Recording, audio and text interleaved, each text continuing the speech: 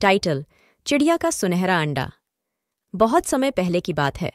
एक हरे भरे जंगल में बहुत सारी चिड़ियाँ रहती थीं। उन चिड़ियों में एक छोटी और प्यारी चिड़िया भी थी जिसका नाम पीहू था। पीहू हमेशा से ही निडर और साहसी थी। एक दिन पीहू ने एक सुंदर पेड़ की ऊंची डाली पर अपना घोंसला बनाया और उसमें एक सुंदर सुनहरा अंडा दिया। वह अंडा उसकी पूरी दुनिया था।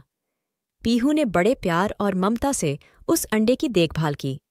हर दिन वह उसे अपने पंखों के नीचे छुपाकर रखती और उसे सर्दी गर्मी से बचाती। एक दिन जंगल में एक बड़ा तूफान आया। हवा जोर जोर से चलने लगी और पेड़ की शाखाएं हिलने लगीं। पीहू को अपने अंडे की चिंता सताने लगी। उसने सोचा, अगर यह तूफान नहीं रुका तो मेरे अंडे का क्या होगा? लेकिन पीहू ने हार नहीं मानी। वह अपने घोंसले के ऊपर अपने पंख फैलाकर बैठ गई और अंडे को पूरी ताकत से सुरक्षित रखने की कोशिश करने लगी। तूफान के बाद जब सब कुछ शांत हो गया, पीहू ने देखा कि उसका अंडा सुरक्षित था। उसकी खुशी का ठिकाना नहीं रहा। वह अपने साहस और ममता पर गर्व महसूस कर रही थी। कुछ दिनों बाद उस अंडे से एक छोटा सा चूजा निकला।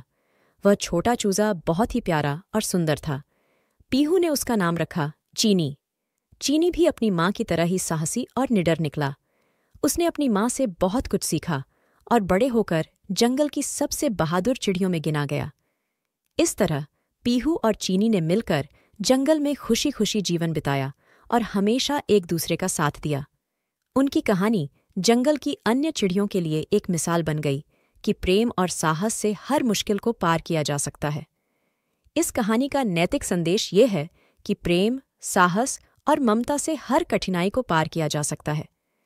जब हम अपने प्रियजनों के प्रति जिम्मेदारी और देखभाल के साथ खड़े रहते हैं तो हम हर तूफान का सामना कर सकते हैं और जीत सकते हैं।